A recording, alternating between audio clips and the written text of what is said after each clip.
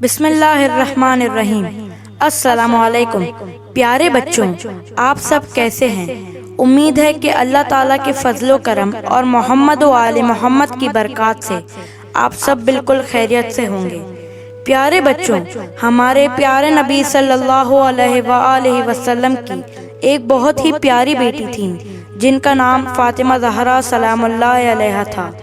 وہ نہایت رحم دل اور پاک نفس خاتون تھیں، لیکن کیا آپ جانتے ہیں کہ حضرت فاطمہ زہرا سلام اللہ علیہا کی کل عمر صرف 18 سال تھی؟ یقیناً آپ یہ سوچ رہے ہوں گے کہ خاتون جنت کی اس مختصر سے زندگی میں ایسا کیا ہوا کہ جوانی میں ہی ان کی شہادت ہو گئی؟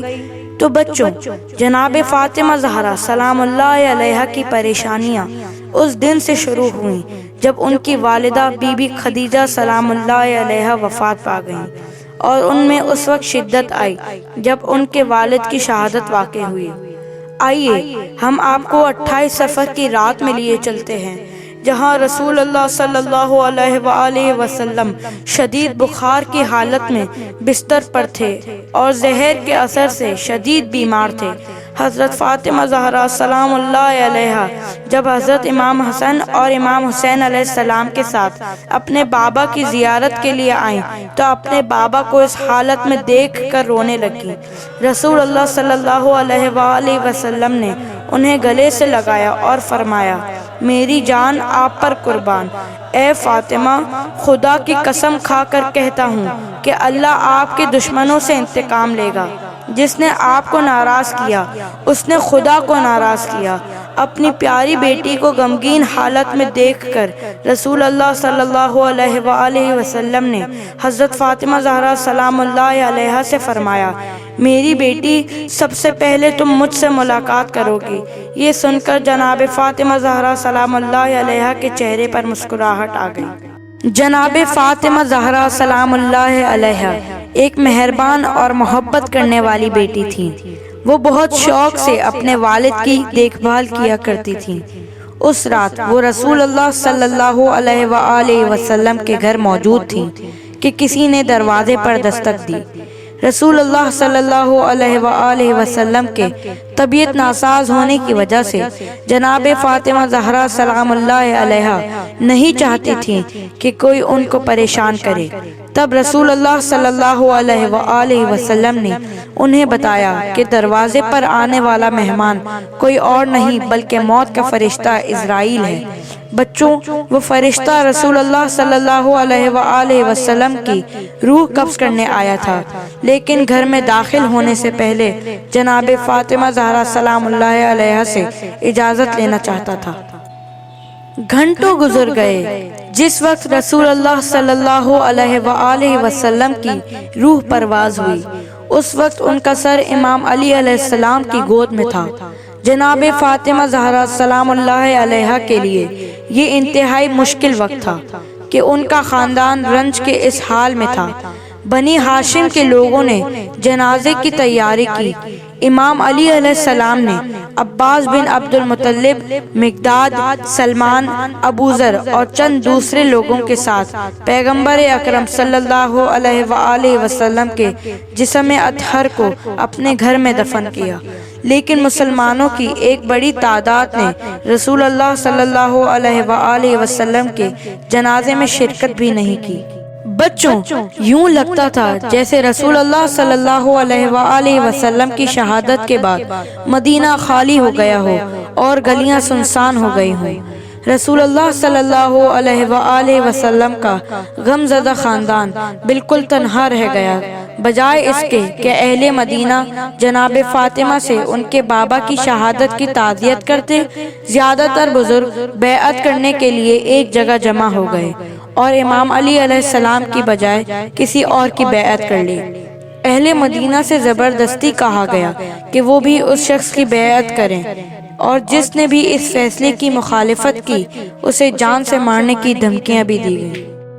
پیغمبر اکرم صلی اللہ علیہ وآلہ وسلم کی شہادت کے چند روز بعد ایک رات امام علی علیہ السلام اور جناب فاطمہ زہرا سلام اللہ علیہا رسول اللہ کے 360 اصحاب کے گھروں پر تشریف لے گئے اور انہیں غدیر کی بیعت اور مولا علی علیہ السلام کے ساتھ کیے گئے وعدے کی یاد دلائی، مگر صحابہ کرام کے پاس سوائے شرمندگی اور ندامت کے کچھ بھی نہ تھا۔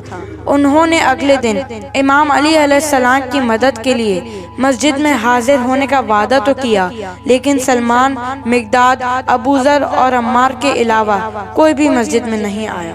چند دنوں بعد کنفس کو کچھ لوگوں کے ہمراہ امام علی علیہ السلام کے گھر یہ پیغام دے کر بھیجا گیا کہ خلیفہ ان سے ملنا چاہتا ہے۔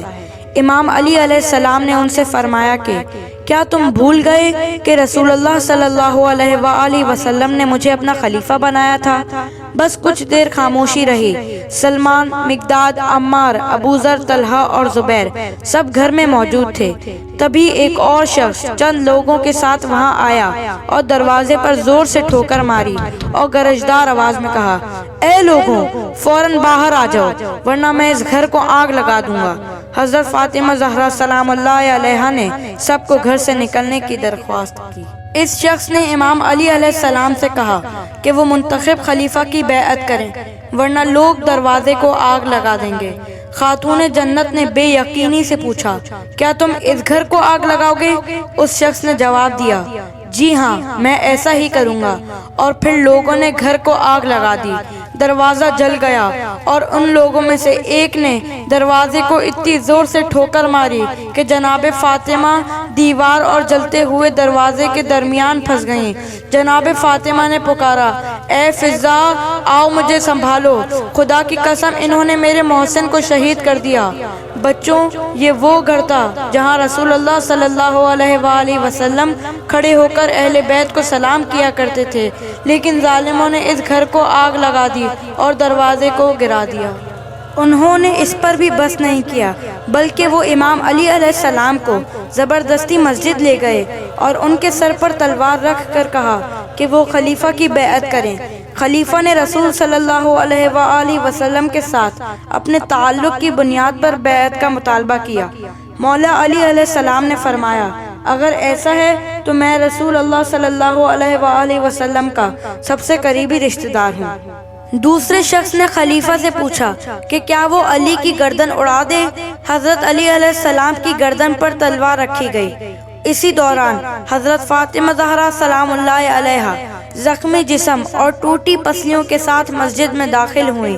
انہوں نے انتہائی تکلیف دہ حالات میں بھی اپنے شوہر کا ساتھ نہیں چھوڑا۔ جب جناب فاطمہ زہرا سلام اللہ علیہا نے بددعا دینا چاہی تو مسجد کے ستون لرزنے لگے، لوگوں میں خوف طاری ہو گیا۔ انہوں نے مولا علی کو چھوڑ دیا اور بزدلوں کی طرح بھاگ کھڑے ہوئے۔ اگلے چند دن نہایت کٹھن تھے۔ فدق کی وہ زمین جو رسول اللہ صلی اللہ علیہ وآلہ وسلم نے اپنی پیاری بیٹی کو تحفے میں دے دی تھی، جناب فاطمہ سے چھین لی گئی تھی۔ اب جناب فاطمہ کو یہ ثابت کرنا تھا کہ فدق کی زمین ان کی وراثت کا حصہ ہے، لہٰذا انہوں نے مولا علی علیہ السلام، حسنین علیہ السلام اور ام ایمن کو گواہ کے طور پر پیش کیا، لیکن خلیفہ نے ان کی گواہی کو رد کر کے فدق کے خطبے کو جھوٹی حدیث قرار دے دیا۔ جناب فاطمہ نے جواب میں قرآن کی آیات کا حوالہ دیا، لیکن خلیفہ نے ان سب کی تردید کی اور بالآخر فدق کو چھین لیا۔ پیارے بچوں، کیا آپ تصور کر سکتے ہیں کہ وہ شہزادی جن کا لقب صدیقہ ہے، انہی کو جھوٹا قرار دے دیا گیا؟ اس وقت جناب فاطمہ زہرا سلام اللہ علیہا نے فریاد کی، سبت علیہ مصائب لو انہا سبت علی الایام سنہ لیالیا۔ بابا، مجھ پر جو مصیبتیں پڑیں اگر وہ روشن دنوں پر پڑتی تو وہ سیاہ راتوں میں تبدیل ہو جاتے۔ دن انتہائی سوگوار تھے اور راتیں بھی کٹھن تھیں۔ اہل مدینہ حضرت فاطمہ زہرا سلام اللہ علیہا کی فریاد بھی سننے کو تیار نہ تھے۔ امام علی علیہ السلام نے شہر سے باہر اینٹوں کا گھر بنایا جہاں حضرت فاطمہ زہرا سلام اللہ علیہا حسنین علیہ السلام کے ساتھ جا کر گریہ کیا کرتی تھیں، لیکن ظالموں نے اس گھر کو بھی تباہ کر دیا اور درخت کو کاٹ دیا۔ اتنے دکھوں اور تکالیف کے باعث جناب فاطمہ زہرا سلام اللہ علیہا کی صحت گرنے لگی تھی اور انہیں گھر میں چلنے پھرنے کے لیے عصا کی ضرورت پیش آنے لگی۔ رسول اللہ صلی اللہ علیہ وآلہ وسلم کی شہادت کو صرف 75 یا 95 دن گزرے تھے۔ نماز ظہرین کا وقت تھا۔ جناب فاطمہ زہرا سلام اللہ علیہا نے سلمہ سے کہا کہ وہ نماز کی چادر لے آئیں۔ انہوں نے قبلے کی طرف رخ کیا اور کہنے لگی، سلام و جبرائیل علیہ السلام اور اللہ کے رسول پر، اے میرے معبود، میں تیری رحمت کی طرف آ رہی ہوں۔ کچھ دیر بعد جب سلمہ نے انہیں پکارا مگر کوئی جواب نہ پا کر وہ ان کے قریب گئیں اور چادر ہٹائی تو کیا دیکھا کہ جناب فاطمہ زہرا سلام اللہ علیہا اس دنیا سے رخصت ہو کر اپنے والد کے پاس چلی گئی تھیں۔ مولا علی علیہ السلام یہ خبر سن کر مسجد سے آئے، دیکھا کہ گھر والے شدت غم سے گریہ کر رہے تھے۔ انہوں نے غسل و کفن کی آخری رسومات ادا کی، لیکن خاتون جنت کو دن کی روشنی میں دفن نہیں کیا گیا۔ امام علی علیہ السلام نے حضرت فاطمہ زہرا سلام اللہ علیہا کی وصیت کے مطابق رات کی تاریکی میں ان کی تدفین کی۔ جنازے میں صرف چند افراد نے شرکت کی۔ بعد میں آپ علیہ السلام نے اپنے ساتھیوں کی مدد سے بقیع کے قبرستان میں 40 قبریں بنائیں تاکہ جناب فاطمہ زہرا سلام اللہ علیہا کی حقیقی قبر پوشیدہ رہے۔ حضرت فاطمہ زہرا سلام اللہ علیہا کے بچوں نے اپنی پیاری ماں اور امام علی علیہ السلام نے اپنی پیاری اور مخلص ساتھی کو کھو دیا۔ وہ تنہا رہ گئے تھے۔